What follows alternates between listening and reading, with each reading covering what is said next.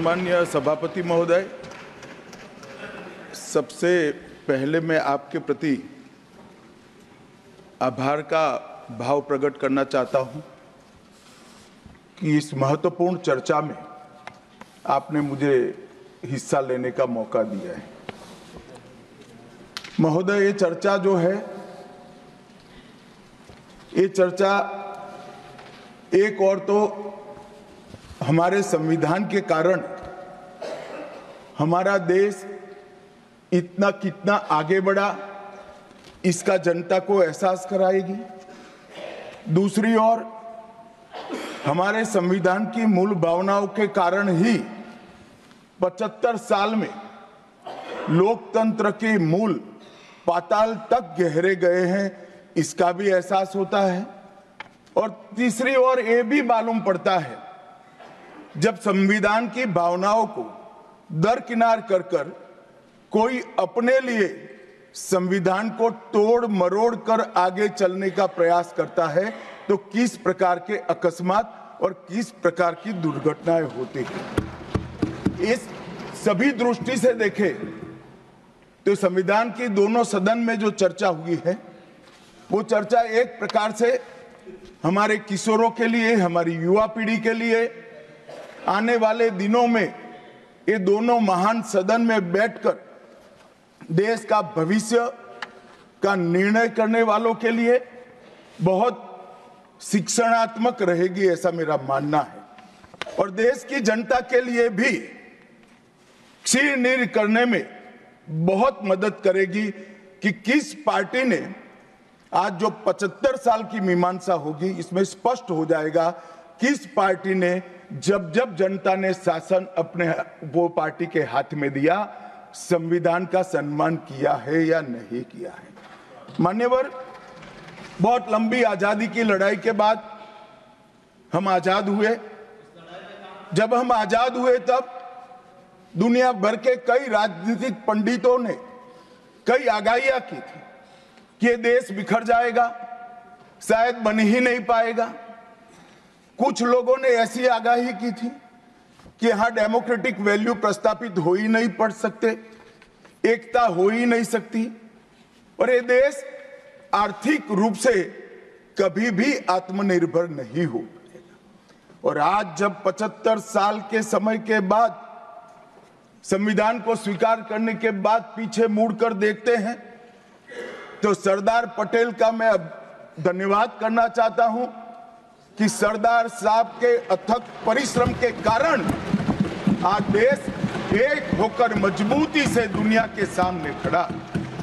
मान्यवर, जो कहते थे लोकतंत्र इस देश में सफल नहीं होगा, मैं वो सभी लोगों को इस सदन के माध्यम से कहना चाहता हूं कि 75 साल हो गए, हमारे साथ भी पास पड़ोस में दुनिया भर में कई लोग आजाद हुए, नई शुरुआत की, वहां कई बार अकस्मात हुए, लोकतंत्र सफल नहीं हुआ। हमारा लोकतंत्र आज पाताल तक गहरा पहुंचा है। अनेक परिवर्तन रक्त की एक बूंद बहाए बगैर हमने करे हैं और विचारधाराओं के आधार पर भी परिवर्तन करे हैं। अनेक तानाशाहों के गुमान, अभिमान और अहंकार को चूर चूर करने का काम इस देश की जनता ने किया है, मगर लोकतांत्रिक तरीके से किया है। और मान्यवर, जो कहते थे कि हम आर्थिक रूप से आत्मनिर्भर नहीं हो पाएंगे, उनको भी हमारी जनता ने, हमारे संविधान की खूबसूरती ने जवाब दिया है। हम आज दुनिया का 5वां अर्थतंत्र बनकर सम्मान के साथ, और ब्रिटेन जिन्होंने सालों तक हम पर राज किया, और ये जो मैंने तीनों आगाही कही वहीं से पक्ष विपक्ष में से आई थी, आज ब्रिटेन भी अर्थतंत्र की तालिका में हमारे पीछे खड़ा है। मान्यवर, ये हम सब के लिए गौरव लेने का पल है, हम सब के लिए बोध लेने का भी पल है और हम सब के लिए संकल्प लेने का भी पल है। और ये सदन जो आपने लगभग 80 से ज्यादा सांसदों को मान्यवर बोलने का मौका दिया, 31 घंटे की चर्चा हुई और ये चर्चा में सभी भाव पक्ष या विपक्ष से कहीं न कहीं प्रकट हुए हैं। मान्यवर, आज मैं जब यहाँ आया हूँ तब ये बात कहना चाहता हूँ कि आज हम जिस मुकाम पर खड़े हैं उस मुकाम पर महर्षि अरविंद और स्वामी विवेकानंद की वो भविष्यवाणी सच होती दिखाई पड़ती है कि भारत माता अपने दैदीप्यमान ओजस्वी स्वरूप से जब खड़ी होगी तब दुनिया की आंखें चकाचौंध हो जाएगी और पूरी दुनिया वो रोशनी से भारत की ओर देखेगा।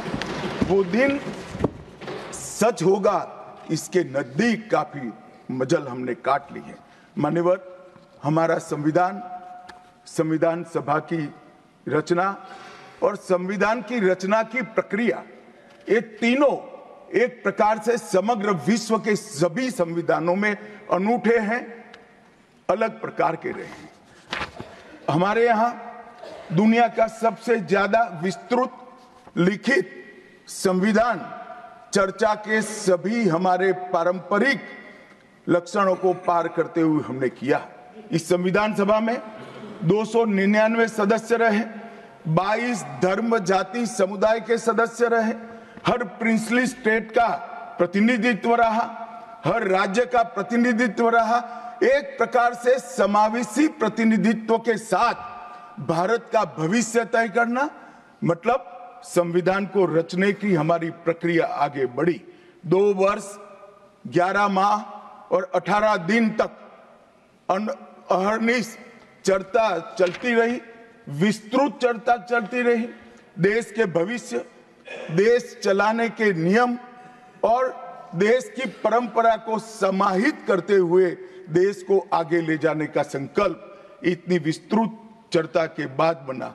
13 समितियों में कार्य विभाजन किया गया, 7 सदस्यीय ड्राफ्टिंग समिति बनी और जनता के अभिप्राय के लिए भी शायद ही दुनिया का कोई ऐसा संविधान होगा जिसका ड्राफ्ट पूरी जनता को कमेंट्स के लिए दिया गया और कमेंट्स पर भी बहुत डिटेल चर्चा कर उचित बदलाव भी किए गए।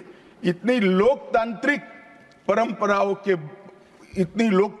परंपरा से और प्रक्रिया से बना हुआ हमारा संविधान 295 अनुच्छेद, 22 भाग और 12 अनुसूचियों में बटा है। और ये सभी संविधान के अनुच्छेद, भाग और अनुसूचियां हैं, वो विश्व में कोई भी संविधान से ज्यादा उदात्त और उत्तुंग मानव मूल्यों का सृजन करने वाले रहे हैं। मान्यवर, इसलिए हम सबको इस पर गर्व है और हम सब ये संविधान को हमेशा मस्तक झुकाकर सब प्रणाम करते हैं। मैं एक विशेष उल्लेख करना चाहूंगा मान्यवर, नंदलाल बोस जो गुरुवर टैगोर के अंतेवासी थे, बहुत बड़े कलाकार थे।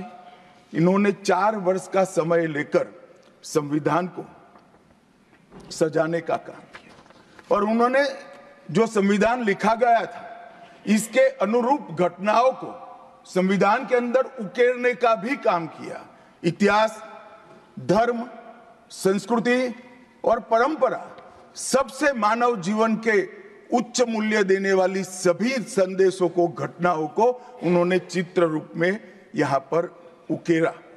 यहाँ पर भगवान राम का चित्र भी मिलेगा, बुद्ध और महावीर का भी मिलेगा, दशम पिता गोविंद सिंह जी का भी चित्र मिलेगा, गुरुकुल हमारी शिक्षा नीति कैसी होनी चाहिए इसका संदेश भी मिलता है, राम सीता लक्ष्मण वो एक प्रकार से हमारे अधिकारों का चित्रण करते वक्त दिखाए गए, भगवत गीता के संदेश का चित्र भी दिया, शिवाजी और लक्ष्मीबाई को भी यहाँ पर स्थान देकर देशभक्ति के उत्तुंग पाठ हमें पढ़ाए। नालंदा यूनिवर्सिटी हमारी प्राचीन शिक्षा पद्धति का हमें स्मरण कराती है और नटराज जीवन में बैलेंस कैसे होना चाहिए वो बैलेंस के सिद्धांत को भी प्रतिरूपित करता है। मैंने आज थोड़ा यहाँ आने से पहले क्या क्या चर्चा हुई राज्यसभा में, उसमें हमारे एक सम्मानीय सदस्य ने कहा कि चर्चा का स्तर कितना नीचा हो गया है कि यहाँ चित्रों की चर्चा हो रही है। मान्यवर, अगर संदेश लेना नहीं आता तो संविधान का भी कोई उपयोग नहीं। ये सारे जो चित्र लगाए हैं वो हमारे हजारों साल से चलने वाले हमारे राष्ट्र के जीवन को उद्घोषित करने वाले। और कोई ये न समझे कि हमारा संविधान दुनिया के संविधानों की नकल है। हाँ, हमने हर संविधान का अभ्यास जरूर किया है, क्योंकि हमारे यहाँ तो ऋग्वेद में कहा गया हर कोने से हमें अच्छाई प्राप्त हो, शुभ विचार प्राप्त हो और शुभ विचार को स्वीकारने के लिए मेरा मन खुला हो। मान्यवर, हमने सबका सबसे अच्छा लिया है, मगर हमारी परंपराओं को नहीं छोड़ा है। पढ़ने का चश्मा अगर विदेशी है तो संविधान में भारतीयता कभी नहीं दिखाई देती। और मैं मानता हूं कि जिसने भी संविधान को सिर्फ शब्दों में छापा है और चित्रों को निकाल दिया है, उन्होंने संविधान की भावनाओं के साथ छल किया है। चित्र बगैर का संविधान अधूरा संविधान। मान्यवर, इसके अंदर संविधान सभा में राजेंद्र प्रसाद जी, राजेंद्र बाबू अध्यक्ष बने, डॉक्टर BR आंबेडकर, सरदार पटेल, जवाहरलाल नेहरू, श्रीमान काजू, KT Shah, Iyengar, Maulana Azad, Shyama Prasad Mukherjee, doctor Radhakrishnan, KM Munshi, ऐसे विद्वानों ने अनेक चर्चाओं में हिस्सा लेकर संविधान को समृद्ध और संपूर्ण बनाने का काम किया। परंतु इतना ही नहीं, संविधान सभा के जो सदस्य थे, इसके अलावे भी विवेकानंद, महर्षि अरविंद, महात्मा गांधी, गोपाल कृष्ण गोखले, तिलक महाराज, वीर सावरकर, लाला लजपत राय और राष्ट्र, लोकतंत्र और हमारी परंपराओं में उच्च मूल्यों को स्थापित करने वाले हर महापुरुष की भावनाओं का ये महापुरुष ने उल्लेख कर कोई न कोई सिद्धांत को प्रस्तापित किया है। मान्यवर, जब इतने सारे मनुष्यों का अच्छा विचार जिस संविधान में हो, उसको सफल होना ही था।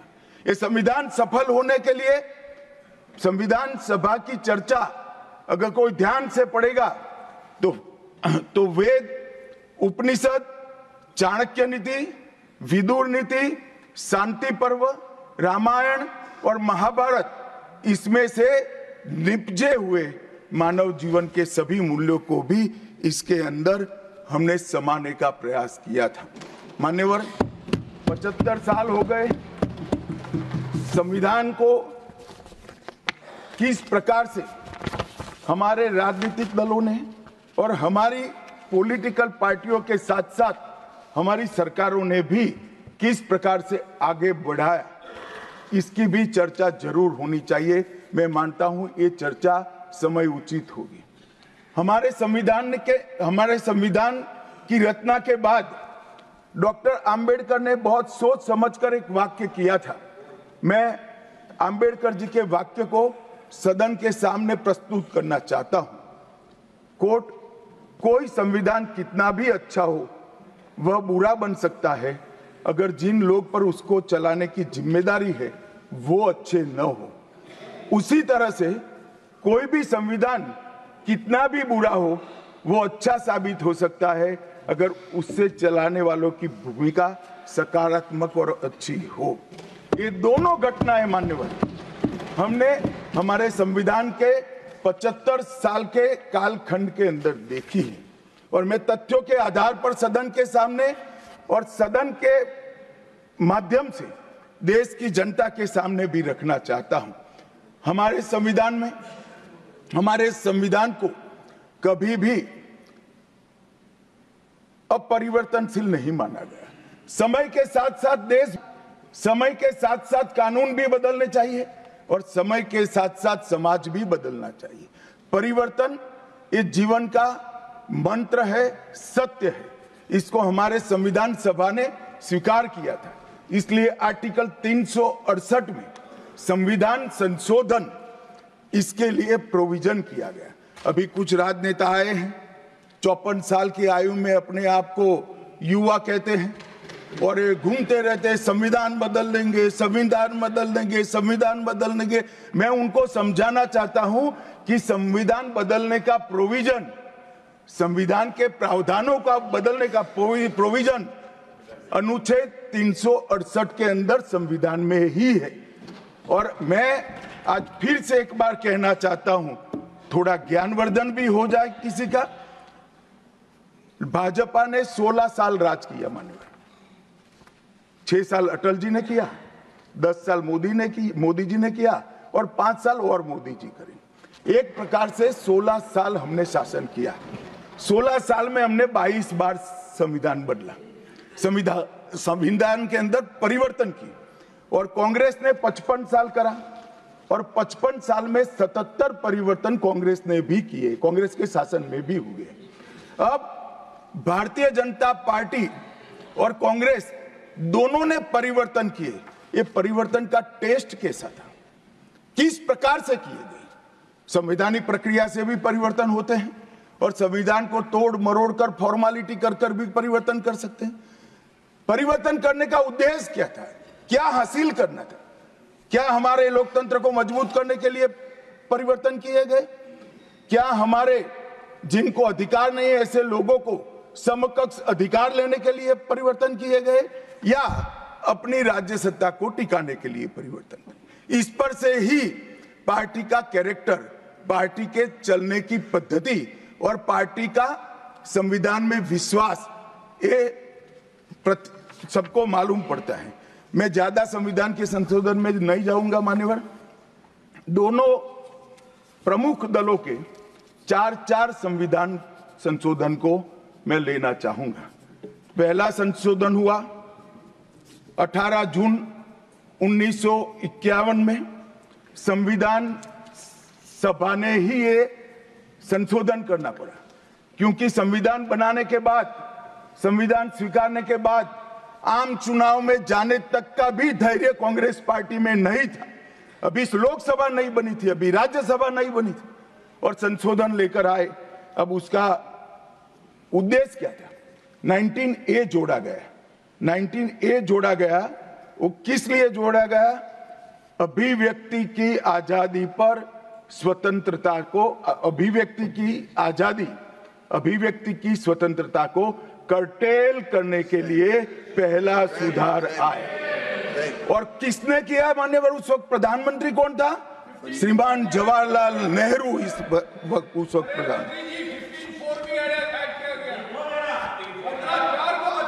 आप बता चुके। अब मान्यवर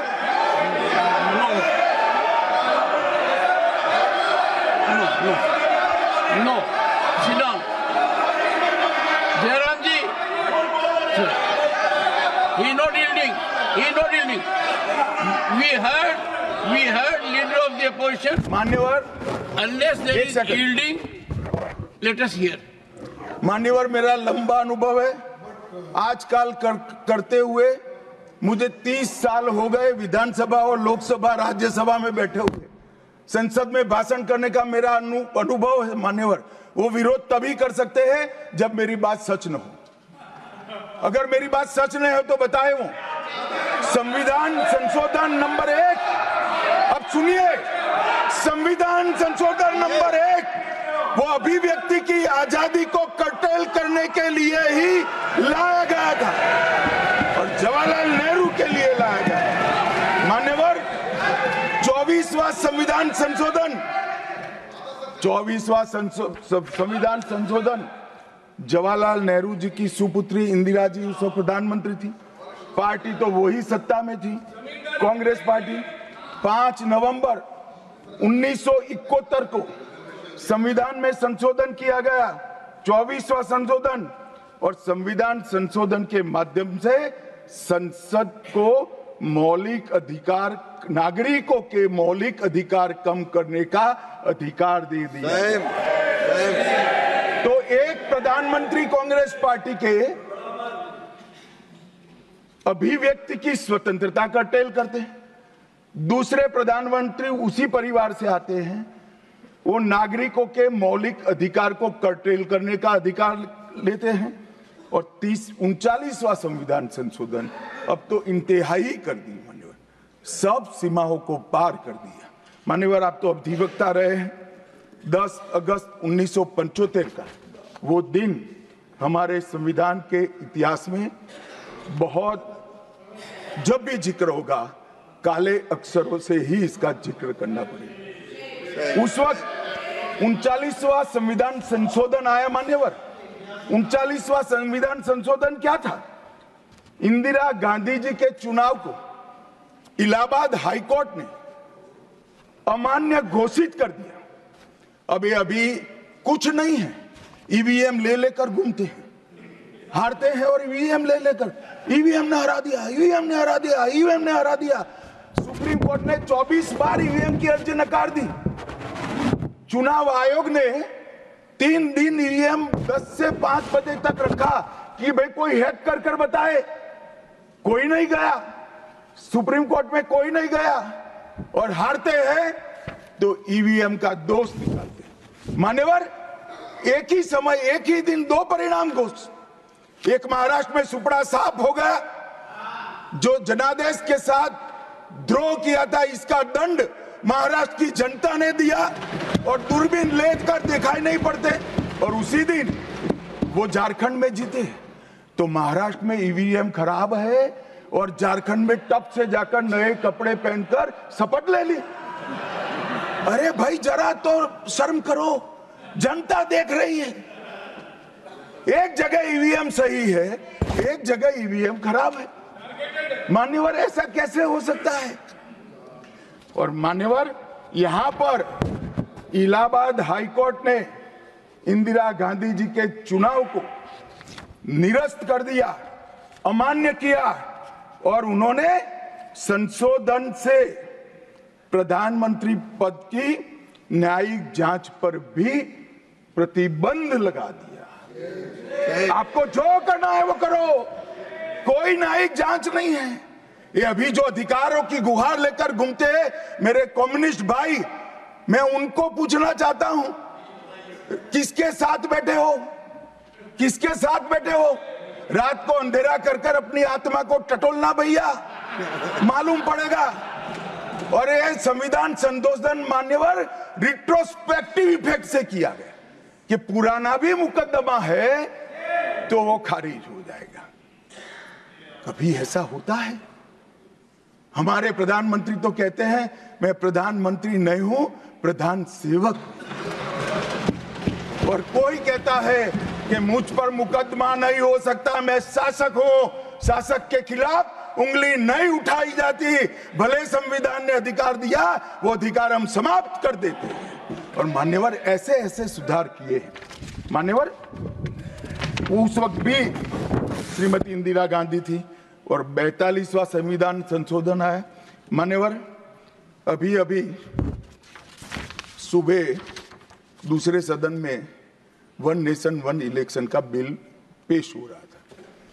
सारी कांग्रेस पार्टी और इनके साथी दल लोकसभा को, विधानसभा और लोकसभा का कार्यकाल बदलने का अधिकार नहीं।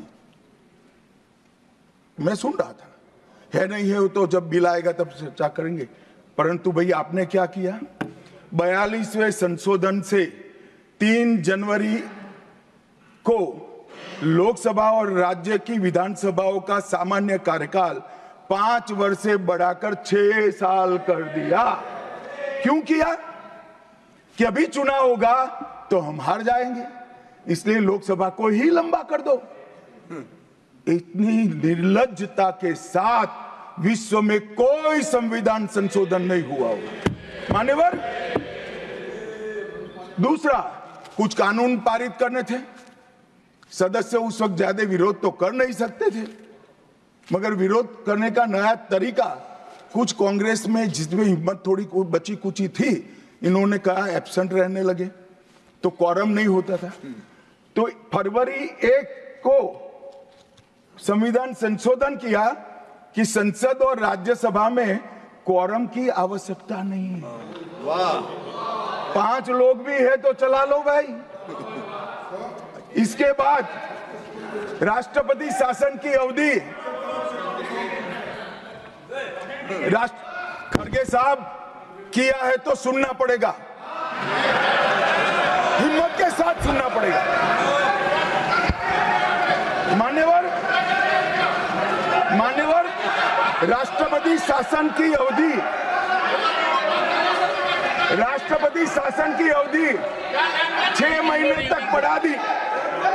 मान्यवर, ये 4 संशोधन, मैं समझ रहा हूं क्यों गुस्सा आ रहा है, मैं समझ रहा हूं क्यों गुस्सा आ रहा है। मान्यवर, sir, he is not yielding. Honorable Home Minister is not yielding. Are you yielding, sir? मान्यवर, मैं आपको एड्रेस करूंगा।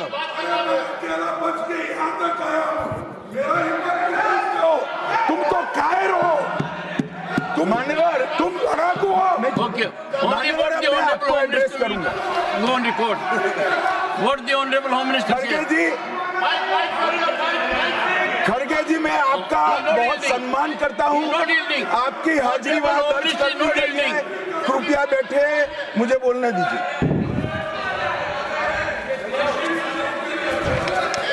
मान्यवर, ये चारों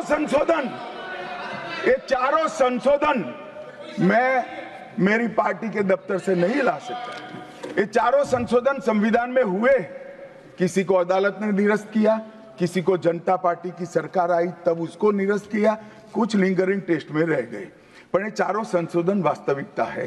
ये 4 संशोधन से कांग्रेस पार्टी की संविधान सुधार करने की मंशा क्या है?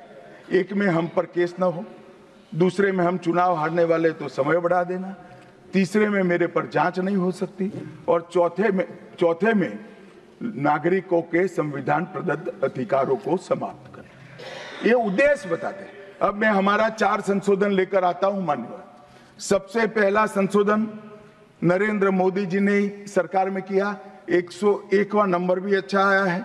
101वां संशोधन 1 जुलाई 17 को हम जीएसटी को लेकर आए मान्यवर, और इस देश के अर्थतंत्र को रिदम में लाने का, कश्मीर से कन्याकुमारी और कामाख्या से द्वारका तक विशाल फैले हुए देश को जीएसटी के तहत 100 अलग अलग बिक्री करके कानूनों को समाप्त कर कर, लोगों की हालाकी खत्म कर कर एक कानून लाने का काम नरेंद्र मोदी जी ने किया, और वो लोगों की भलाई की। कल की डिबेट मैंने पढ़ी है, कोई सदस्य बोले कि नरेंद्र मोदी जी ने विरोध किया था। मैं रिकॉर्ड पर कहता हूं, हां, नरेंद्र मोदी जी ने विरोध किया था। किस मुद्दे पर किया था? आप जीएसटी तो लाना चाहते थे, मगर राज्यों को कंपनसेशन की गारंटी देना नहीं चाहते थे। हम जीएसटी भी लाए और राज्य को विकास दर के हिसाब से कंपनसेशन की गारंटी भी दी। इतना ही नहीं, गारंटी का 10 साल तक पालन करने का काम भी भारतीय जनता पार्टी की नरेंद्र मोदी सरकार ने किया। हम संशोधन लाए देश के अर्थतंत्र को सुचारू बनाने के लिए। दूसरा संशोधन लाए, 102वां संशोधन, national commission of backward class को संवैधानिक दर्जा देने का काम। अब कुछ लोगों को पेट में दुख रहा है कि नरेंद्र मोदी जी ने ये क्यों किया।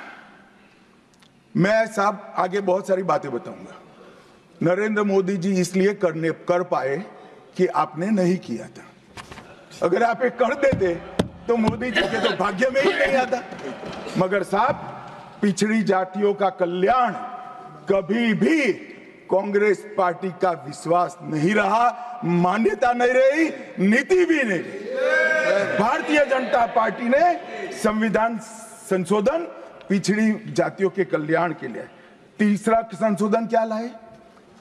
130वां संशोधन 12 जनवरी 19, किसी भी जिनको आरक्षण का फायदा नहीं मिलता है, ऐसी जाति के गरीब से गरीब बच्चों को 10% आरक्षण देने का फैसला। गरीब कल्याण और गरीबी हटाओ की बातों सालों तक करी, सूद नहीं मिली, समय नहीं मिला, विचार नहीं आया। ये विचार नरेंद्र मोदी जी को आया और गरीबों को, बच्चों को 10% आरक्षण पूरे देश भर में मिला। मान्यवर 105वां संशोधन, ओबीसी की पहचान करने के लिए केंद्र के पास अधिकार थे। अब मैं बताना चाहता हूं, इतने बड़े विशाल देश में 140 करोड़ की जनसंख्या में पिछड़ी जातियों का पिछड़ापना क्या कोई एक केंद्र सरकार कर सकती है? फेडरल स्ट्रक्चर की बात करते हैं, मगर अब तक केंद्र सरकार के पास ही रहा था। नरेंद्र मोदी जी ने कहा इसके कारण पिछड़ा समाज को अन्याय होता है। आगे से ये संविधान संशोधन करने के बाद 10 अगस्त 2021 के बाद पिछड़ापन का निर्णय करने का अधिकार राज्य की सरकारों को देने का काम नरेंद्र मोदी। और मान्यवर, सबसे अंतिम संशोधन में पांचवा कहना चाहता हूं, 106वां संशोधन, और मैं तो क्रम में बोला हूं, एक भी काटा नहीं। 101, 102, 103, 104, 105, 106 सभी के सभी जन कल्याण के लिए। और छठा सम्मेलन संशोधन था 28 सितंबर 2023 को, मातृशक्ति को शक्ति प्रदान करने का, मातृशक्ति को 33% आरक्षण, नारी शक्ति वंदन अधिनियम। मान्यवर, मैं आज आपके माध्यम से पूरे सदन से और पूरे सदन के माध्यम से देश भर की 140 करोड़ की जनता को कहना चाहता हूं कि जब इस दोनों सदन में 33% नारी शक्ति बैठेगी, संविधान निर्माताओं की कल्पना पूरी हो जाएगी। मान्यवर, इनकी आत्मा को बहुत शांति मिलेगी। इसके अलावा भी हम कई कानून लेकर आए। हम कानून लाए ट्रिपल तलाक को निरस्त करने का। अब ये कहते हैं आपकी वोट बैंक की राजनीति है। मान्यवर, सुप्रीम कोर्ट का कोई वोट बैंक होता है क्या? सुप्रीम कोर्ट तो चुनाव नहीं लड़ती है, जजों को चुनाव नहीं लड़ना है। ट्रिपल तलाक समाप्त करना चाहिए और साहबानों को मुआवजा देना चाहिए। दोनों जजमेंट सुप्रीम कोर्ट ने अलग अलग समय पर दिए थे, परंतु वोट बैंक की राजनीति हम नहीं कर रहे हैं। वोट बैंक की राजनीति कर कर मुस्लिम बहनों के साथ इतने साल अन्याय करने का काम एक कांग्रेस पार्टी ने किया। हमने तो ट्रिपल तलाक समाप्त कर कर मुस्लिम माताओं को, बहनों को अधिकार दिया। आपका कि भी अधिकार आपके पति जैसे हैं, मगर देखिए साहब, ट्रिपल तलाक समाप्त हो गया, अभी कोई नहीं कहता अच्छा हुआ। कैसे कहेगा? एक उदाहरण पड़ा है, हमारे आरिफ मोहम्मद खान बेचारे मंत्री थे, अच्छे खासे मंत्री थे, फर्राटे की अंग्रेजी बोलते थे, बहुत पढ़े लिखे व्यक्ति थे, फारसी के विद्वान, उर्दू के विद्वान, हिंदी तो मातृभाषा। अब उन्होंने कहा कि साहबानों को मुआवजा देना चाहिए। मंत्री पद भी गया, सांसद पद भी गया, और बेचारे कई सालों तक संघर्ष करते। कौन बोलेगा? मान्यवर, इनका जो पद्धति है वोट बैंक की पॉलिटिक्स करने की पद्धति है। मान्यवर, 2020 में हम नई शिक्षा नीति लाए। पहली शिक्षा नीति आजादी के बाद आई है जिसका विरोध कम्युनिस्ट भी नहीं कर पाए। बाकी तो शिक्षा नीति आए और कम्युनिस्ट पार्टी विरोध न करे, ऐसा कभी हो सकता है?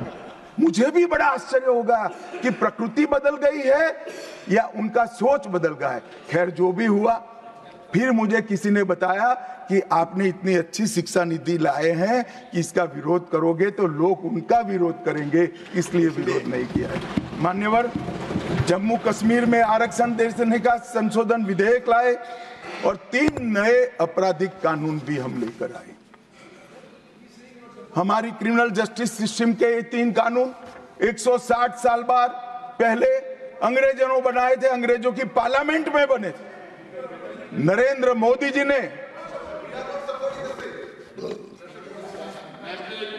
माननीय नरेंद्र मोदी जी ने बीएनएस, बीएनएसएस और बीएसए के माध्यम से हमारी संपूर्ण न्यायिक आपराधिक न्याय प्रणालिका को भारतीयकरण करने का काम नरेंद्र मोदी जी। और वो कानून जो अंग्रेजों को राज टिकाने के लिए बने थे, वो कानून को समाप्त कर कर हमारे संविधान ने हमारे नागरिकों को जो अधिकार दिए हैं, समय पर न्याय मिलना चाहिए। इसका करने का काम नरेंद्र मोदी जी ने किया। इस देश को गुलामी की मानसिकता से आजाद करने का काम कई सालों के बाद अगर किसी ने किया तो हमारे नेता नरेंद्र मोदी ने किया। और आप तो कई साल तक अटल जी की सरकार आई, कई साल तक बजट शाम को 5:30 बजे रखते थे। क्यों शाम को 5:30 बजे रखते थे? क्योंकि इंग्लैंड की रानी के घड़ी में उस वक्त 11 बजते थे। आजादी के इतने सालों तक अंग्रेज की रानी के घड़ी से बजट रखने की आदत थी, वो भी किसी ने बदला तो भारतीय जनता पार्टी ने बदला, अटल बिहारी वाजपेयी। मान्यवर, संविधान के सम्मान की बहुत बातें हुई है, मगर संविधान का सम्मान सिर्फ बातों में नहीं होना चाहिए, कृति में भी होना चाहिए, कर्तृत्व में भी होना चाहिए और कल्पना में भी होना चाहिए। जब कृति में नहीं है, कर्तृत्व में नहीं है, तो कल्पना में आ ही नहीं सकता। अभी मैंने इस चुनाव में अजीबोगरीब नजारा देखा मान्यवर, अजीबोगरीब नजारा था। आज तक इतने साल चुनाव हुए, किसी ने आम सभाओं में संविधान को लहराया नहीं। संविधान को लहराकर, झूठ बोलकर जनादेश लेने का कुत्सित प्रयास कांग्रेस पार्टी के नेताओं के माध्यम से। मान्यवर, संविधान लहराने का मुद्दा नहीं है, संविधान बहकाने का मुद्दा नहीं है। संविधान विश्वास है, संविधान श्रद्धा है, संविधान को सम्मान करने का। मान्यवर, वो नरेंद्र मोदी जी और लोकसभा में तो किसी को मालूम नहीं पड़ा।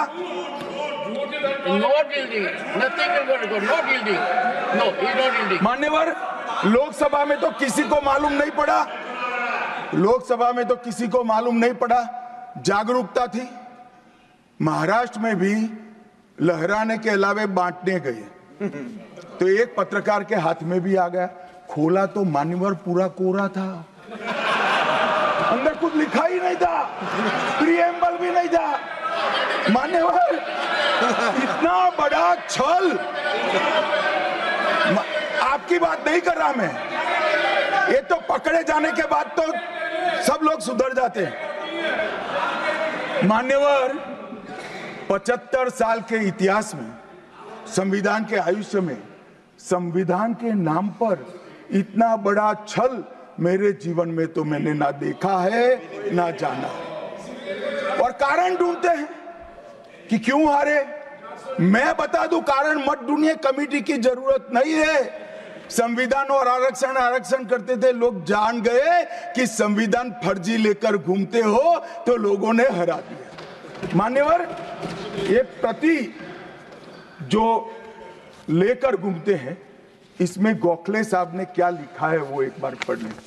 उन्होंने लिखा है कि इंदिरा जी और कांग्रेस पार्टी ने संविधान पर सबसे ज्यादा कठोर कुठाराघात करने का काम किया है।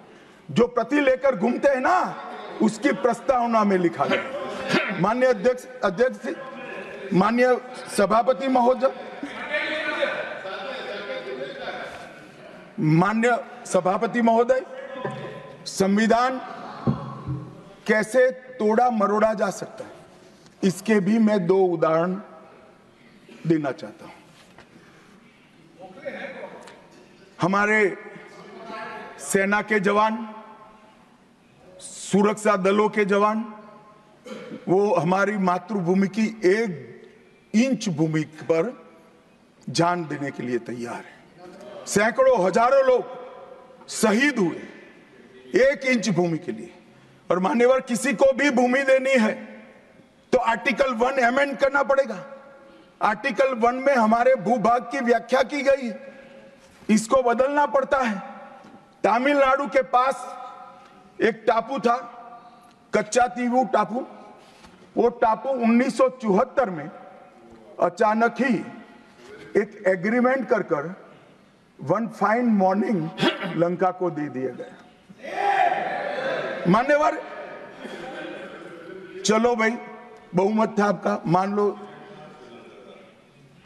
ऐसे भरोसे से किया होगा कि संसद मेरा सम्मान रखेगी, परंतु बाद में भी ये चीज, ये आर्टिकल 1 का बदलाव आज तक नहीं आया है और वो हमारा भूभाग आज हमारा हिस्सा नहीं है।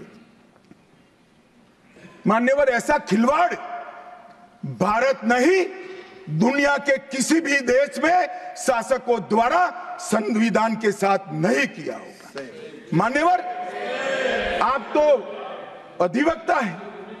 35A को कॉन्स्टिट्यूशन ऑर्डर से, राष्ट्रपति महोदय के ऑर्डर से दाखिल किया गया। अब दाखिल तो हो सकता है, पर कॉन्स्टिट्यूशन ऑर्डर को दोनों सदन की परमिशन चाहिए, जो हमने धारा 370 हटाने के लिए ली। मैं आज कांग्रेस के मित्रों को पूछना चाहता हूं, जो संविधान की दुहाई देते हैं, 35A जब आपने लागू किया, इसके कॉन्स्टिट्यूशन ऑर्डर पार्लियामेंट में कब डिबेट में आया, कब मतदान हुआ, किसने पारित किया? पार्टी को तो निजी परिवार की जागीर समझते हो, संविधान को भी निजी परिवार की जागीर आप लोग समझ रहे।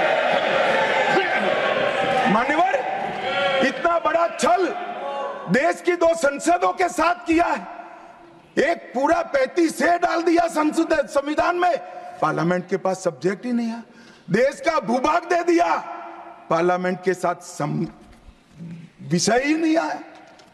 किस प्रकार से आपने संविधान के साथ खिलवाड़ किया है, किस प्रकार से आपने देश को चलाया है, ये देश की जनता को आज इस बहस से मालूम पड़ना चाहिए। मान्यवर, आपातकाल, अभी बड़ी बड़ी उदात्त भावनाओं का स्मरण कांग्रेस के मेरे दोनों सदनों के साथी सदस्य कर रहे थे। यंग सदस्य करे तो मैं समझता हूं, शायद इन्होंने इतिहास न पढ़ा हो, मगर जो लोग आपातकाल के वक्त थे वो भी करते थे। किसी की भी स्मृति इतनी अल्पकालीन कैसे हो सकती है? मान्यवर, क्या हुआ था आपातकाल में? लाखों लोग कोई अपराध के बगैर जेल में ठूस दिए गए, लाखों लोग, कोई पॉलिटिकल पार्टी बाकी नहीं है। आज इनके साथ बैठे हैं, उनमें से भी कुछ लोग जेल में थे, वो भी नहीं बोलते हैं। न्यायालय में डर का माहौल, मीडिया पर सेंसरशिप। इंडियन एक्सप्रेस ने अपना संपादकीय एक भी शब्द लिखे बगैर का कोरा संपादकीय प्रकाशित करा, क्योंकि लिख नहीं सकते थे। श्रीमान शुक्ला साहब से एडिट कराना होता था, वापिस ही नहीं आता था, तो उन्होंने कोरा अखबार ही निकाल दिया। इस तरह से विरोध किया और तय हो गया, मान्यवर, एक व्यक्ति कहेगी वही कानून होगा। और क्यों किया?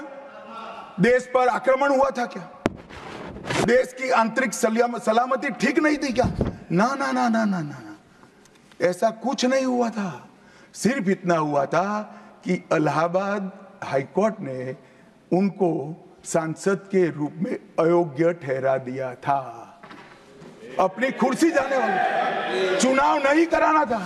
और मान्यवर, जब पार्लियामेंट, जब इसको चैलेंज किया गया और न्यायालय में, सर्वोच्च अदालत में जब चर्चा चली, तब उन्होंने कहा, नीरज डे को पूछा कि आर्टिकल 21 के तहत के अधिकार इमरजेंसी में समाप्त हो सकते हैं क्या? तो उन्होंने कहा यस सर।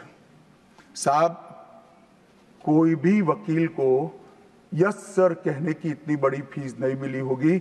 नीरज डे 11 साल तक अटॉर्नी जनरल रहे, एक यस सर कहने का। मान्यवर, डीओ ड्राफ्ट जो होता है वो कैबिनेट में, कैबिनेट मंत्रालय से आता है। कैबिनेट मंत्रालय में डीओ ही नहीं है। कैबिनेट का जो प्रस्ताव होता है कैबिनेट मंत्रालय के थ्रू जाता है, मगर आज कैबिनेट में कोई रिकॉर्ड नहीं है। कैबिनेट मंत्रालय में, मैं तो छोटा था मान्यवर, मुझे जेल में नहीं जाना पड़ा। मेरी आयु होती तो मेरा भी सौभाग्य होता, पूरे 19 महीने इसके विरोध में मैं जेल में रहना पसंद करता, परंतु मैं छोटा था। मुझे इमरजेंसी की मालूमात कैसे पड़ी? मैं बीना का गीतमाला सुनता था, बीना का गीतमाला अचानक बंद हो गई, तो मैंने घर में झगड़ा किया कि बीना का क्यों गीतमाला क्यों नहीं आती। मेरे पड़ोस वाले चाचा ने कहा किशोर कुमार के साथ इंदिरा जी का झगड़ा हो गया है, बिना का गीतमाला में किशोर कुमार का आवाज नहीं आना चाहिए। तो नए गीतों की रिकॉर्डिंग हुई और किशोर कुमार और लता मंगेशकर के ड्यूएट गीत भी लता दीदी की आवाज में ही पूरे देश ने 19 महीना सुने साहब। देखिए डेमोक्रेसी की बात करें मान्यवर, इस प्रकार की कृति, ऐसा दंड दिया देश की जनता ने उनको कि अब स्वप्न में भी नहीं कर सकते हैं। ऐसी कृति कोई न करे, इसलिए ये बहस जरूरी है। और मान्यवर, हम तो संविधान का सम्मान करते हैं। नरेंद्र मोदी जी ने संविधान दिन मनाने की बात रखी तो एक वरिष्ठ कांग्रेसी नेता ने कहा क्या जरूरत है संविधान दिन की, 26 जनवरी तो है।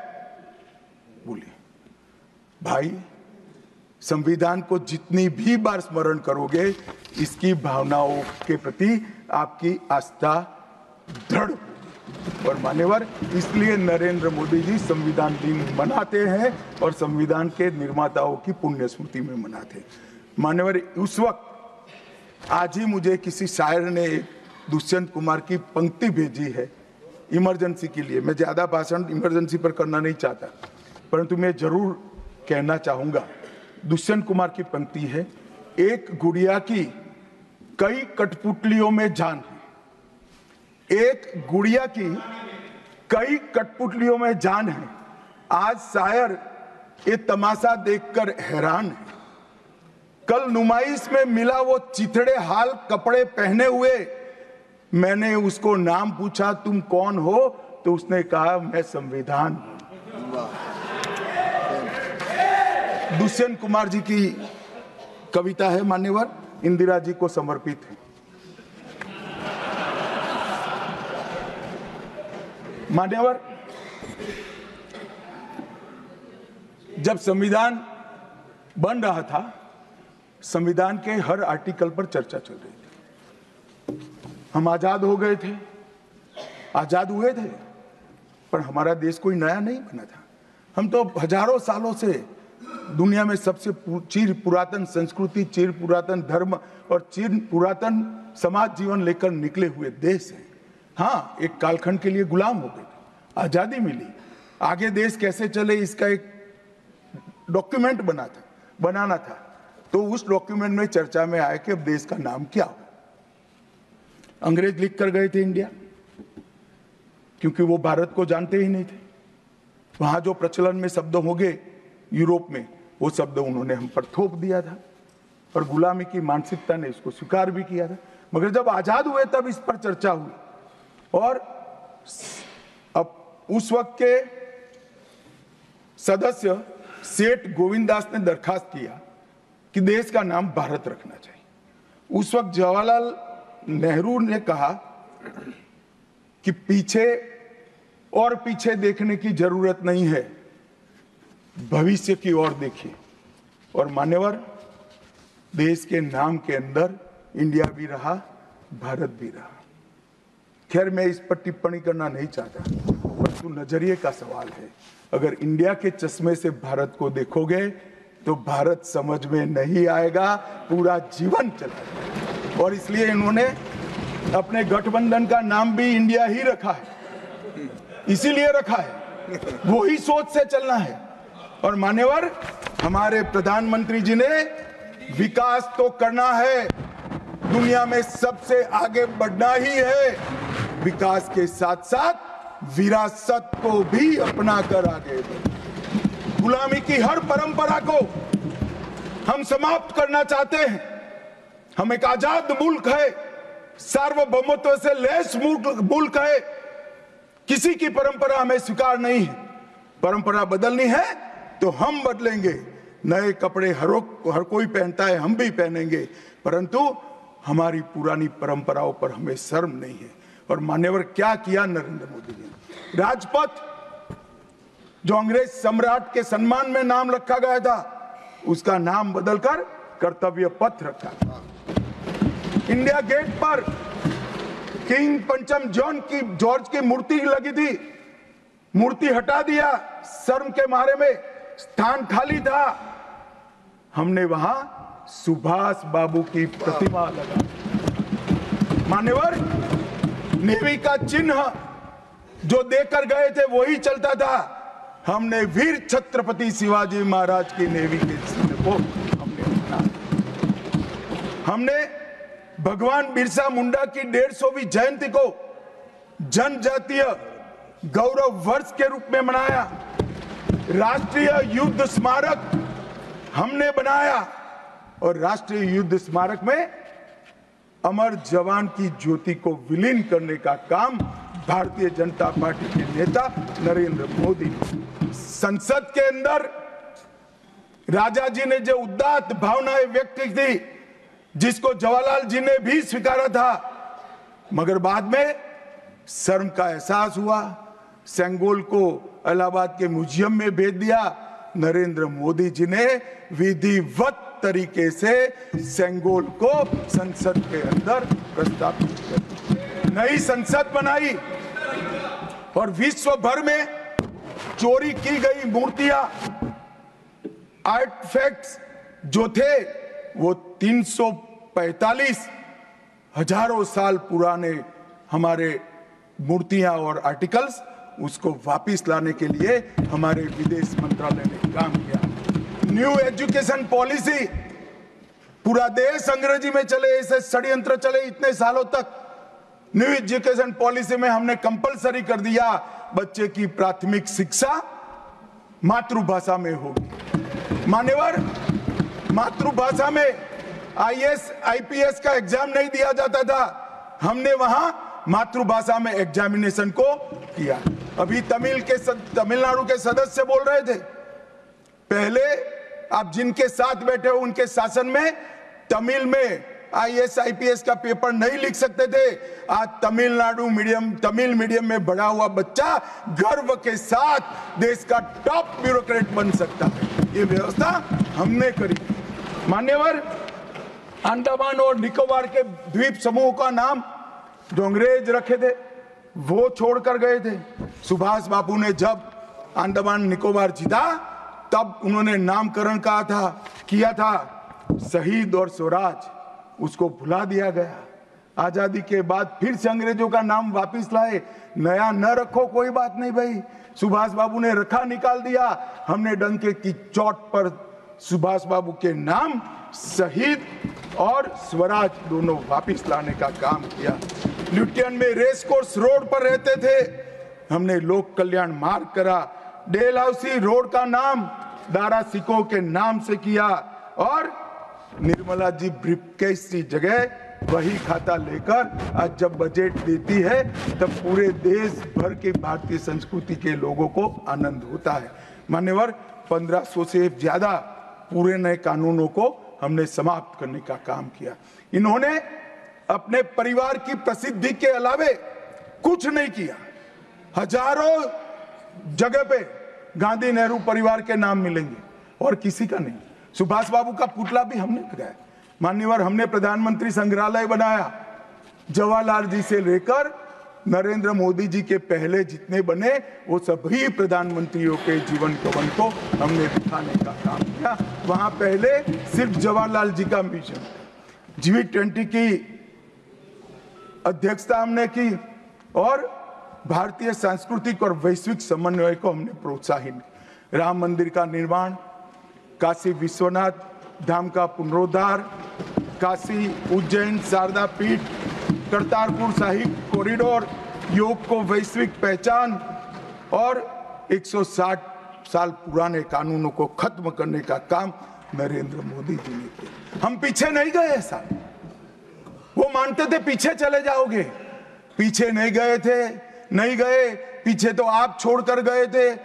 आप 14वें नंबर पर छोड़कर गए थे, अटल जी 11 पे लाए, फिर 11 से नीचे नहीं गए, देश पर बड़ा उपकार किया।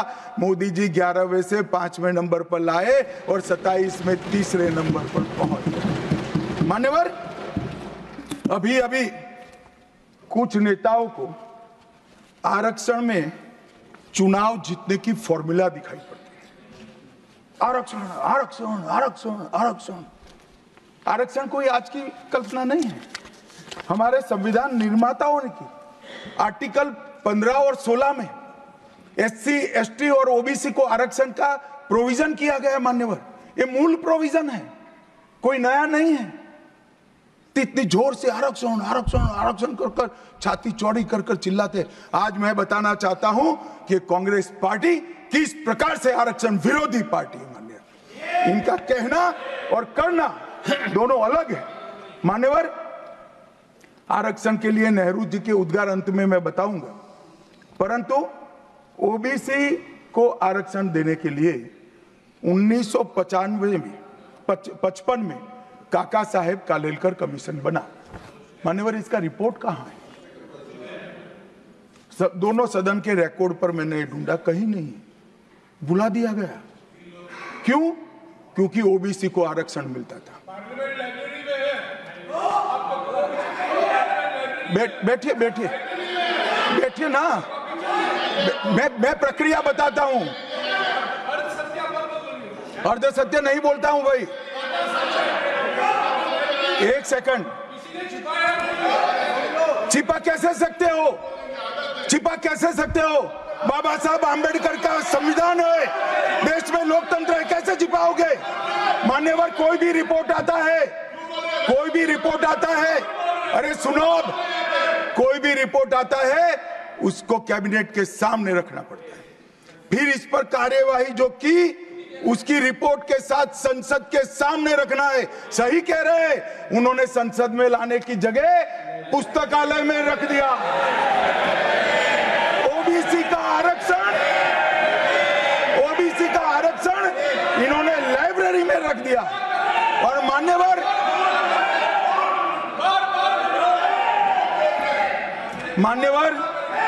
अगर काका साहेब कालेलकर कमीशन का रिपोर्ट स्वीकार कर लिए होते तो 1980 में मंडल कमीशन की रिपोर्ट की जरूरत ना पड़ती। मंडल कमीशन का रिपोर्ट कमीशन ही इसलिए बनाया गया क्योंकि काका साहेब कालेलकर कमीशन का रिपोर्ट स्वीकारा नहीं, और 80 में मंडल कमीशन का भी रिपोर्ट आ गया, किसी ने इसका अमल नहीं किया। अमल कब हुआ? जब 90 में इनकी सरकार गई तब अमल हुआ। और मान्यवर तब तक मंडल कमीशन के रिपोर्ट को भी ठंडे बस्ते में डाल दिया गया। 90 में, अरे सुनिए मान्यवर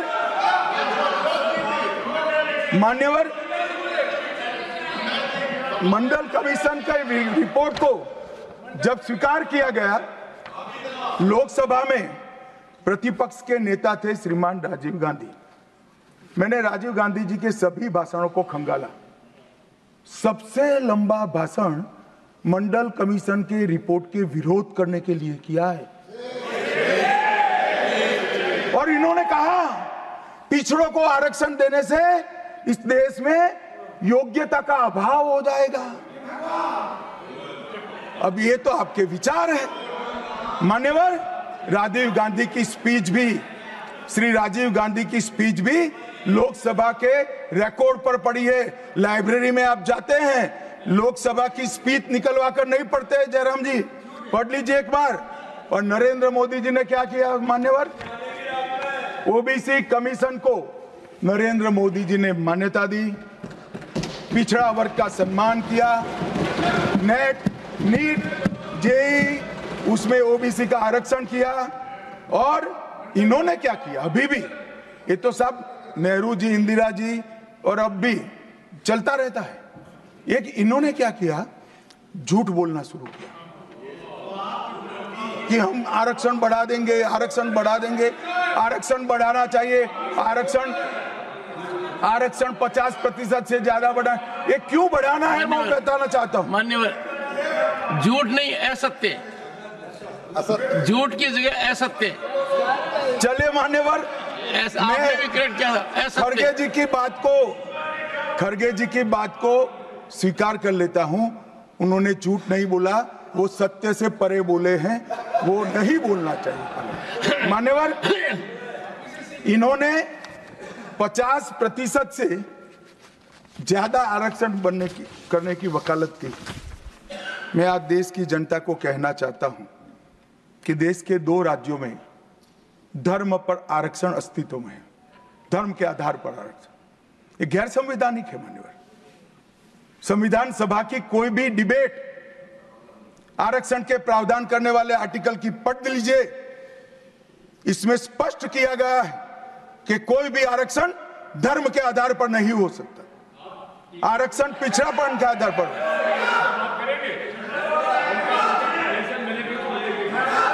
मान्यवर, मगर दोनों राज्यों में जब कांग्रेस की सरकार थी तब धर्म के आधार पर आरक्षण दिया। अब क्या हुआ है, सुप्रीम कोर्ट में रुक जाता है क्योंकि 50% की सीमा है, वो ओबीसी का कोई कल्याण नहीं चाहते हैं।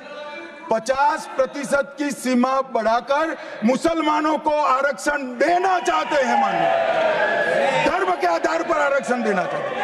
और मैं आज फिर से एक बार इस सदन में जिम्मेदारी तब के साथ कहता हूं, दोनों सदन में जब तक भाजपा का एक भी सदस्य है, धर्म के आधार पर आरक्षण हम नहीं होने देंगे। ये संविधान विरोधी है।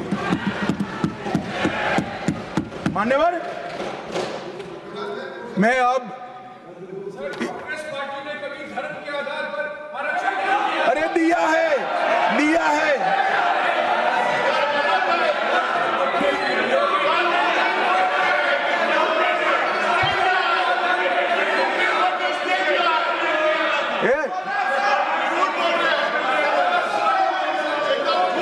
मान्यवर, इससे तो ये बच जाएंगे, मगर मैं रिकॉर्ड पर से कुछ कोट अनकोट कहना चाहता हूं, जो संविधान सभा की चर्चा का रिकॉर्ड है। जवाहरलाल नेहरू जी ने कहा, मैं ये देखकर सचमुच आश्चर्यचकित हूं कि नियुक्ति में आरक्षण के सिद्धांत को कितनी देर तक ले जा रहा है, मतलब कितना बढ़ा रहे हैं।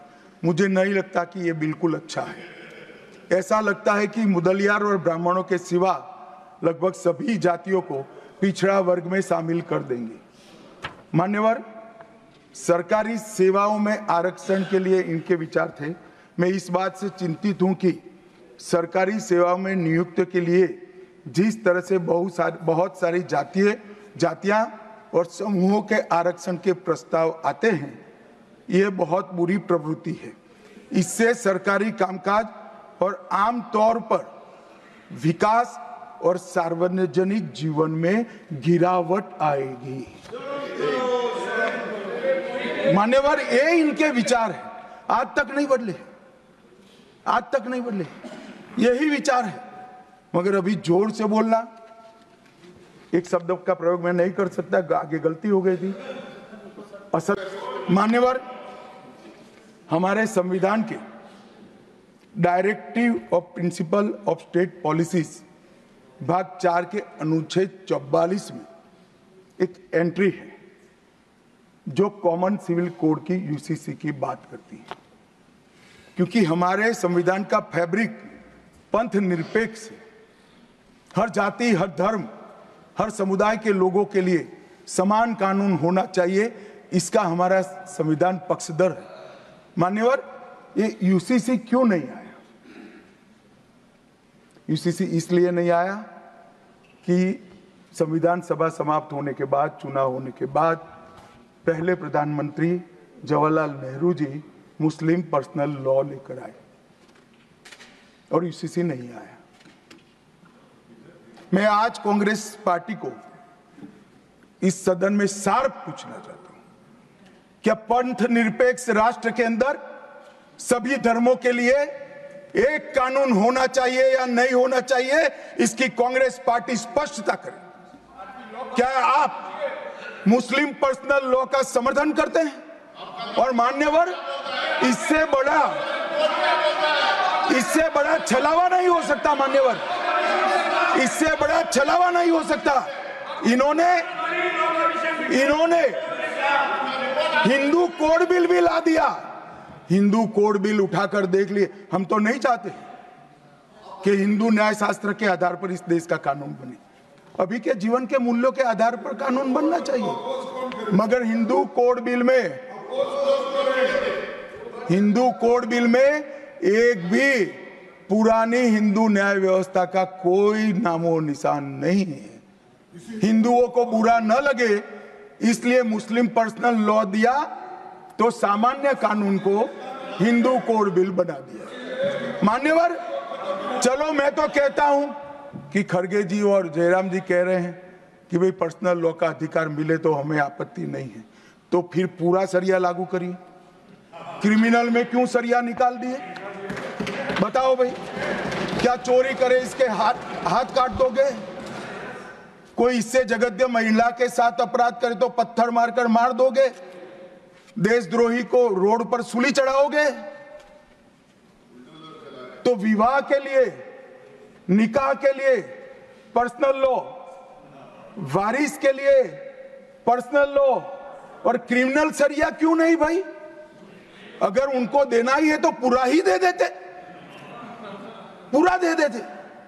मान्यवर, ये इन्होंने तुष्टीकरण की शुरुआत वहीं से करी है। मुस्लिम पर्सनल लॉ इस देश में संविधान आने के बाद तुष्टीकरण की शुरुआत। आर्टिकल 14 और 15 का ये भंग है। अंबेडकर जी, लोहिया जी, के.एम. मुंशी, एच.वी. कामत, ये सब ने इसका विरोध किया है। 1973 से 16 तक 11 बार देश की सुप्रीम कोर्ट ने यूसीसी लाने का आग्रह देश की और राज्य की सरकारों ने किया है। आप नहीं ला सकते, तुष्टीकरण से ऊपर नहीं उठते। मैं बैठिए, मैं बताता हूं। मान्यवर, हमने ही उत्तराखंड में भारतीय जनता पार्टी की सरकार ने यूसीसी लाया। हमारा काम करने का तरीका, मैं आपके माध्यम से दिग्विजय सिंह को कह रहा हूं। वो कहते हैं कौन रोकता है? हम खुद रोकते हैं। कारण बताऊं मैं? सुनने का धैर्य चाहिए, क्योंकि हमारा तरीका है कि लोकतांत्रिक तरीके से काम किया जाए। समाज के जीवन में इतना बड़ा सामाजिक बदलाव करने वाले कानून को उत्तराखंड सरकार ने मॉडल कानून के रूप में पारित किया है। इसकी न्यायिक मीमांसा होगी, इस पर सामाजिक चर्चा होगी, धर्म के विद्वान चर्चा करेंगे, कुछ सजेशन आएंगे तो इसको स्वीकारेंगे और बाद में भारतीय जनता पार्टी की सरकार हर राज्य में कॉमन सिविल कोड लेकर आए। आज तक नहीं मिला, वो भी कांग्रेस पार्टी के तुष्टीकरण ने की नीति थी। मान्यवर, अभी एक फैशन हो गया है, अंबेडकर अंबेडकर अंबेडकर अंबेडकर अंबेडकर अंबेडकर। इतना नाम अगर भगवान का लेते तो 7 जन्मों तक स्वर्ग मिल जाता। अच्छी बात है ना? सुनिए तो, सुनिए ना, आप सुनिए ना, मैं बताता हूं। हमें तो आनंद है कि अंबेडकर का नाम लेते हैं। अंबेडकर का नाम अभी 100 बार ज्यादा लो, परंतु 7-8 में अंबेडकर जी के प्रति आपका भाव क्या है ये मैं बताता हूं। मान्यवर, अंबेडकर जी को देश की पहली कैबिनेट से इस्तीफा क्यों दे दिया? अंबेडकर जी ने कई बार कहा कि अनुसूचित जातियों और जनजातियों से हुए व्यवहार से मैं असंतुष्ट हूं, सरकार की विदेश नीति से मैं असहमत हूं और आर्टिकल 370 से मैं असहमत हूं। इसलिए वो छोड़ना चाहते थे। उनको आश्वासन दिया गया, आश्वासन पूरा नहीं हुआ। उन्होंने इग्नोरेंस के चलते इस्तीफा दे दिया और एक श्री B.C. रॉय ने पत्र लिखा कि अंबेडकर और राजाजी जैसे 2 महानुभाव मंत्रिमंडल छोड़ेंगे तो क्या होगा। तो नेहरू जी ने उनको जवाब में लिखा है, राजाजी के जाने से तो थोड़ा बहुत नुकसान होगा, अंबेडकर के जाने से मंत्रिमंडल कमजोर नहीं होता है। मान्यवर, ये विचार जो खड़गे जी कह रहे हैं ना, क्या आपत्ति है? जिसका विरोध करते हो उसका वोट के लिए नाम देना है, कितना उचित है? क्योंकि अब अंबेडकर जी को मानने वाले पर्याप्त संख्या में आ गए हैं, इसलिए आप अंबेडकर अंबेडकर कर रहे हो। मान्यवर, मुंबई के मेयर ने एक पत्र लिखा था कि मऊ में अंबेडकर जी का स्मारक बनाना चाहिए। मऊ में जो अंबेडकर जी का जन्म स्थान सुझाव लिखा। उन्होंने कहा आमतौर पर स्मारक निजी पहल से बनाने चाहिए। यदि सरकार किसी प्रकार की सहायता करती है तो वो उचित नहीं होगा। उनके कितने स्मारक बने साहब? कोई स्मारक आंबेडकर जी का नहीं बना, देश भर में नहीं बना। आंबेडकर जी के स्मारक कब बने? जब भारतीय जनता पार्टी सत्ता में आई तब। मऊ में डॉक्टर आंबेडकर के जन्म स्थान पर स्मारक बना, लंदन में अध्ययन करते थे वहां स्मारक बना, नागपुर में शिक्षा दीक्षावलित वहां बना, दिल्ली में महापरिनिर्वाण स्थल पर बना और मुंबई में चैत्य भूमि में भी बन रहा है। हमने 5 तीर्थ बनाए महामानव। और मैं मानता हूं मान्यवर, मैं मानता हूं कि आंबेडकर जी के सिद्धांतों पर चलना नहीं और वोट के लिए उनकी गुहार लगा देना।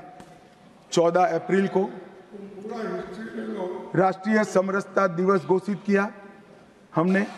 26 नवंबर को संविधान दिवस घोषित किया। उस वक्त भी इसका विरोध कांग्रेस के वरिष्ठ नेताओं ने किया। मान्यवर,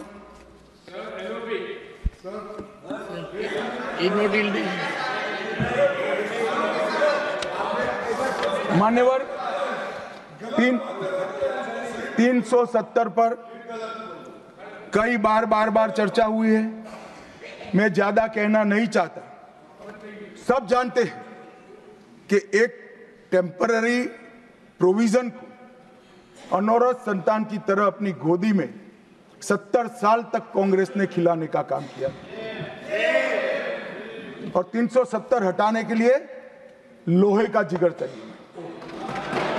और जब देश के प्रधानमंत्री नरेंद्र मोदी जी 2019 में फिर से प्रधानमंत्री बने, एक ही झटके से इसी सदन में 370 और 35 को समाप्त। इसी सदन में कहते थे खून की नदियां बह जाएगी।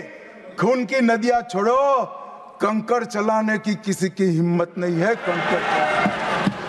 और मान्यवर क्या हुआ? इसके बाद क्या हुआ?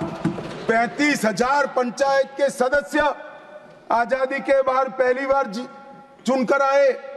2 करोड़ 11 लाख एक वर्ष में पर्यटक आए। पत्थरबाजी शून्य हो गई। आतंकवादी घटना 92% कम हो गई। एरिया डोमिनेशन बढ़ा। 33 साल के बाद घाटी में थिएटर में रात्रि का शो चल रहा है। 34 साल के बाद ताजिया का जुलूस निकला। पहाड़ी, गुर्जर, बकरवाल और वाल्मीकि को आरक्षण मिला और घाटी के हर घर पर हर घर तिरंगा अभियान भी चला। श्रीनगर में फॉर्मूला 4 कार रेसिंग हुई। लाल चौक पर तिरंगा शान से फहरता है और दुनिया का सबसे ऊंचा रेलवे आर्च ब्रिज आज चिनाब नदी पर बन रहा है। सबसे बड़ी लंबी ट्रांसपोर्टेशन टनल फिर पंजाल में बनी और निर्यात रैंकिंग में अपना कश्मीर सभी यूटी में नंबर 1 पर निर्यात में आया।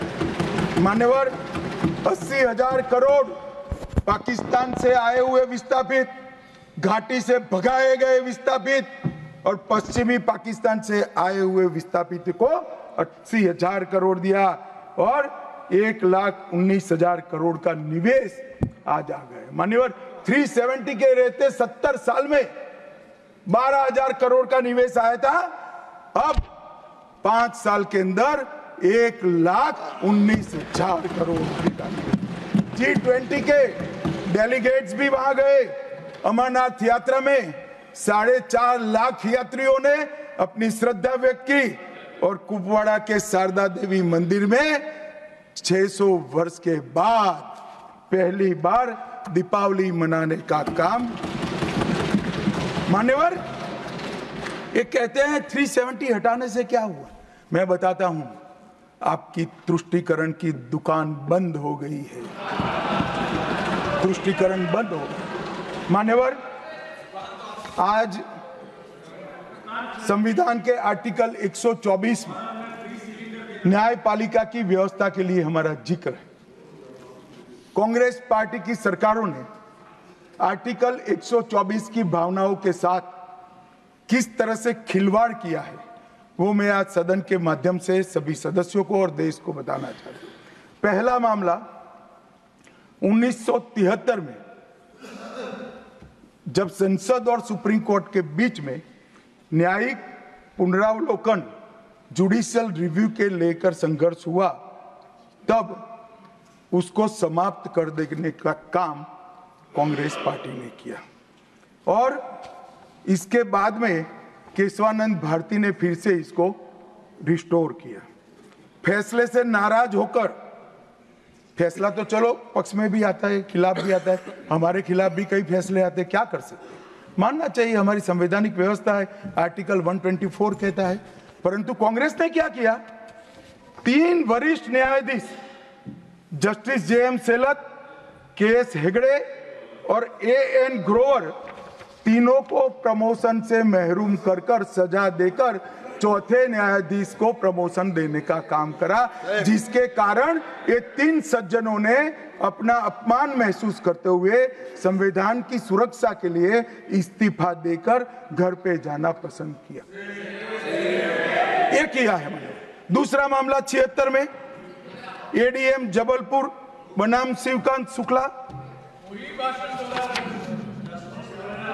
ये बार बार दोहराना चाहिए, 140 करोड़ लोगों को रट हो जाना चाहिए जिससे कोई हिम्मत न कर सके इमरजेंसी डालने की। हर बच्चे को रटाना चाहिए कि तानाशाहों को क्या करना चाहिए। मान्यवर, एडीएम जबलपुर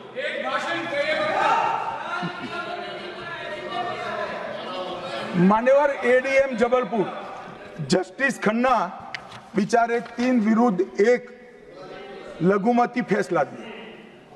क्या हुआ, वो कभी भी चीफ जस्टिस नहीं बन पाए। मान्यवर, उनको रिटायर्ड हो जाना। एडीएम जबलपुर और उसके बाद में तीसरा मामला कॉलेजियन प्रणाली को एक साथ इन्होंने 18 उच्च न्यायालय के न्यायाधीशों का ट्रांसफर कर दिया, जिसमें 4 मुख्य न्यायाधीश भी थे। और कारण क्या था मान्यवर, क्यों किया? कोई कदाचार था, कोई भ्रष्टाचार था? ना ना ना ना, ये सभी 18 उच्च न्यायालय के न्यायाधीशों ने प्रत्यक्षीकरण मतलब हेबियस कॉर्पस को एंटरटेन किया, जो उनका संवैधानिक अधिकार है। इमरजेंसी में कैसे हेबियस को आप एंटरटेन कर सकते हो, इस मुद्दे पर उन्होंने इसको आगे कर दिया। मान्यवर, आर्टिकल 34, 14 और 21 इसकी सेंस को निकाले तो हर व्यक्ति को समानता से जीने का अधिकार है। हम कम्युनिस्ट सोच से बना हमारा संविधान नहीं है। सब समझते हैं कि व्यक्ति की माली हालत इसका भाग्य, परिश्रम और बुद्धिमत्ता के आधार पर तय होती है। हर व्यक्ति एक समान माली हालत में नहीं रह सकता, मगर आर्टिकल 14 और 21 का मतलब इतना तो जरूर निकलता है कि इनको बेसिक सुविधाएं मिल जाए, घर मिले, बिजली मिले, पानी मिले, खाना मिले, इलाज मिले, शिक्षा मिले। 75 साल तक इस देश की जनता को गरीबी हटाओ का नारा देने वाले कांग्रेस पार्टी गरीब रखे।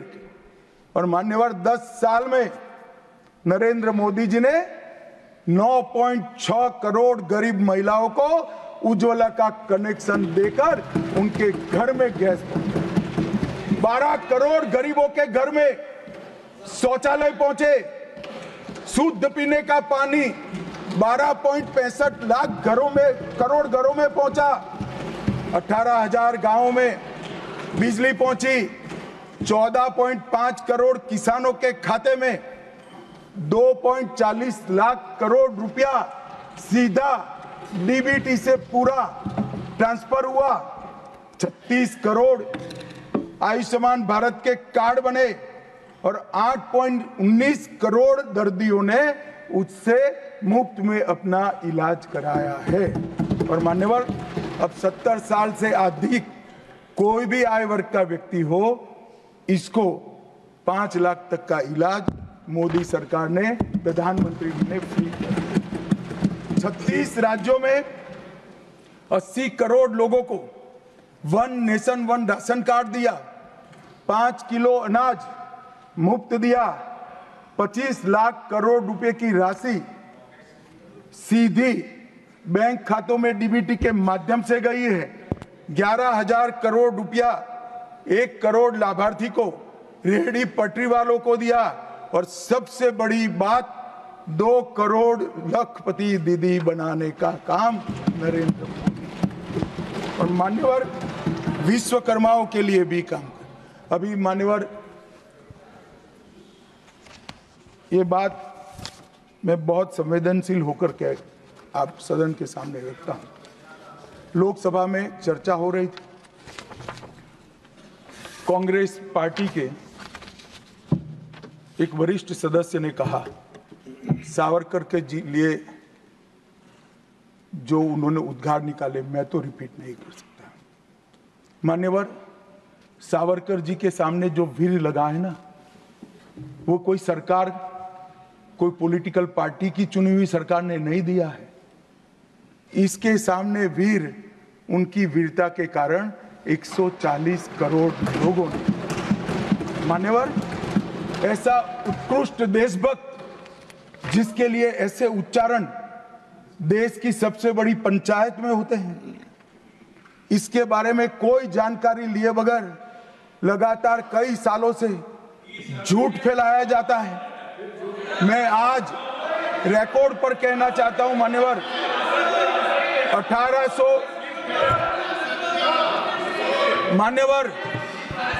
1857 से लेकर 1947 तक के स्वतंत्र संग्राम में किसी भी व्यक्ति को एक जीवन में 2 आजीवन कारावास हुए हैं तो वो वीर सावरकर। मध्य दरिये में देश को आजादी दिलाने के लिए टॉयलेट तोड़कर दरिया में छलांग लगाने का साहस किसे में था तो वीर सावरकर। एक ही जेल में 2 भाई काला पानी की सजा काट रहे थे, 10 साल तक भाई एक दूसरे को देखे नहीं। ऐसा वीर परिवार पूरे देश में दूसरा नहीं। मान्यवर, आज सावरकर जी की एक उक्ति में यहां पर कहना चाहता हूं। उनका एक मराठी में वाक्य है, तुझ साठी मरण ते जनन, तुझ बिन जनन ते मरण। इसके आगे है, हे मातृभूमि तेरे लिए मरण मृत्यु ही जीवन है और तेरे बिना जीवन मेरे लिए मृत्यु से भी कठिन। ये देशभक्ति के वाक्य जिस व्यक्ति के मुंह से निकले, इसके लिए इस प्रकार की सदन में चर्चा करते हैं, सार्वजनिक रूप से बोलते हैं और गर्व महसूस करते हैं। क्या देशभक्ति कोई विचारधारा के साथ जुड़ी हो ही सकती है? देश के प्रति बलिदान किसी धर्म के साथ जुड़ा हुआ हो सकता है? किस प्रकार के स्तर पर हम देश के सार्वजनिक जीवन को ले गए हैं मान्यवर, और हमारी तो न माने, हमारी न सुने। सुनिए, आप हमारी न माने, हमारी न सुने, हमको न स्वीकारे, मगर मैं इंदिरा जी के 2 वाक्य कोट करना चाहता हूं। एक, उन्होंने 1966 में सावरकर जी के निधन पर कहा, सावरकर एक महान व्यक्ति थे, उनका नाम साहस और देशभक्ति का पर्याय है। एक महान क्रांतिकारी जिन्होंने अनगिनत लोगों को प्रेरणा देने का काम किया, इंदिरा गांधी तत्कालीन प्रधानमंत्री। दूसरा, श्री बाखले को पत्र लिखा था कि आपका पत्र मुझे मिला, वीर सावरकर द्वारा ब्रिटिश सरकार के प्रति साहसी प्रतिरोध का हमारे स्वतंत्रता संग्राम के इतिहास में अपना एक महत्वपूर्ण स्थान। मैं भारत के इस असाधारण पुत्र की जन्म शताब्दी के लिए कोटि कोटि शुभकामनाएं देती हूं प्रधानमंत्री। भाई हमारा तो न सुनो, मगर आप इंदिरा जी का भी नहीं सुनते हो। और मान्यवर, आपके माध्यम से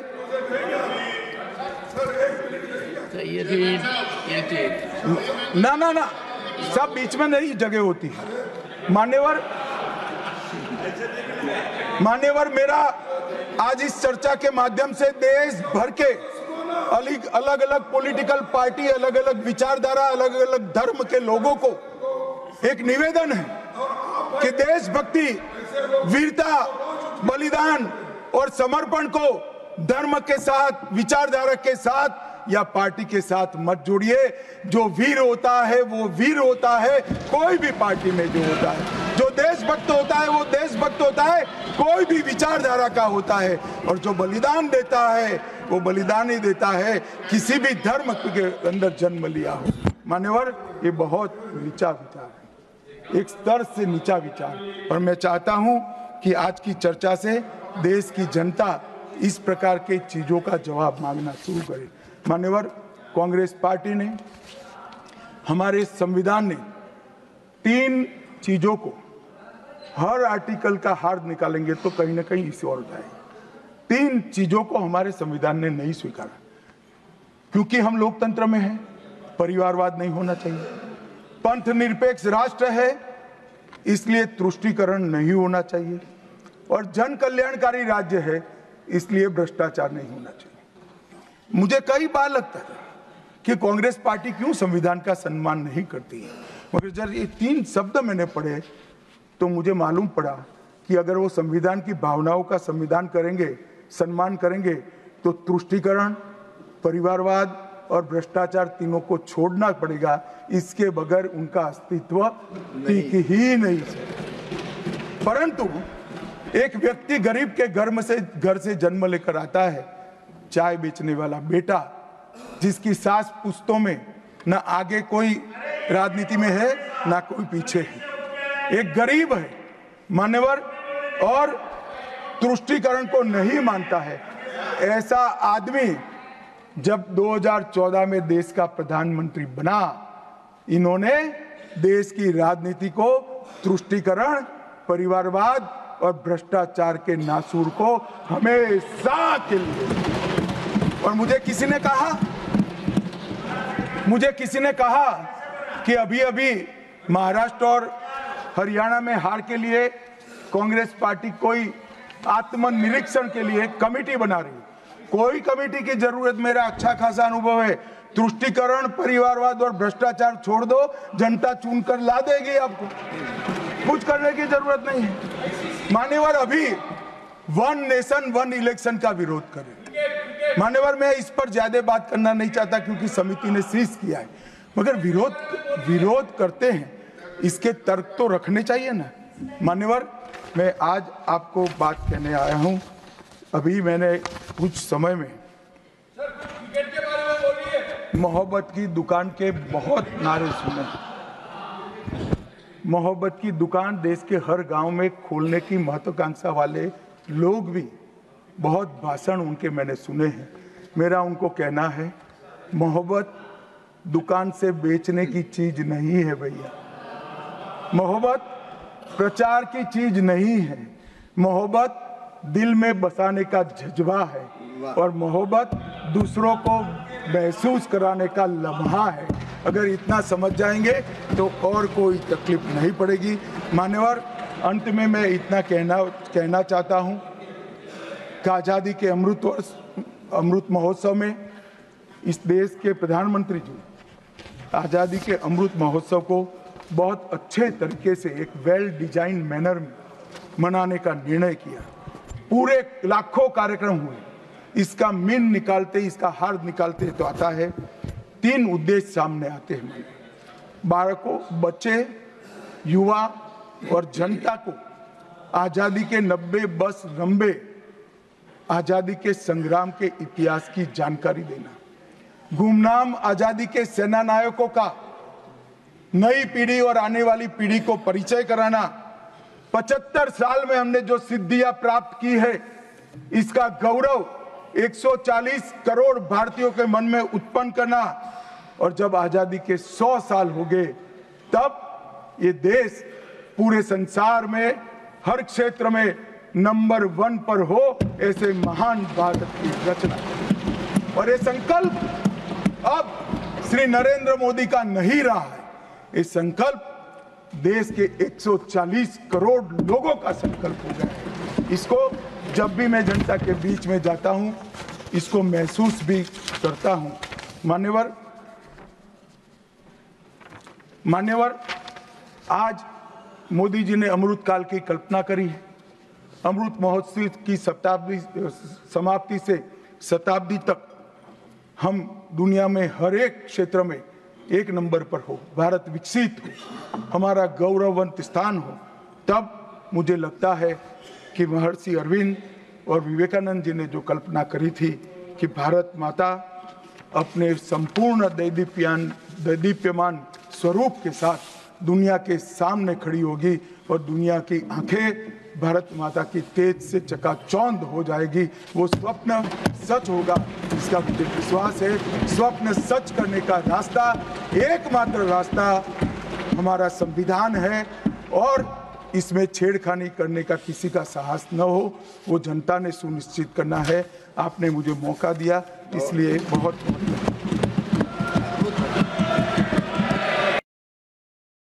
टूर्स अँड ट्रॅव्हल्स विश्वातील एक विश्वसनीय नाव मँगो हॉलिडेज घेऊन आले आहेत धम्माल फॉरेन टूर्स खास तुमच्यासाठी। एक्झॉटिक युरोप 17 रात्री 18 दिवस, साऊथ आफ्रिकन सफारी 9 रात्री 10 दिवस, नॉर्दर्न लाइट्स 8 रात्री 9 दिवस, दुबई अबुधाबी 5 रात्री 6 दिवस, व्हिएतनाम कंबोडिया 8 रात्री 9 दिवस। तर आजच आपली सीट बुक करा आणि आपल्या फॉरेन टूर्स मेमोरेबल करा। मँगो हॉलिडेज म्हणजेच अविस्मरणीय सहलीचा अनुभव। मँगो हॉलिडेज, 4था मजला, स्वोजस कॅपिटल अतिथी रेस्टॉरंटच्या वर, लॉ कॉलेज रस्ता, पुणे 4। संपर्क पुणे 83 839 505 किंवा 80 80 81 74 54। मुंबई 83 839 503 किंवा 96 53 18 74 78।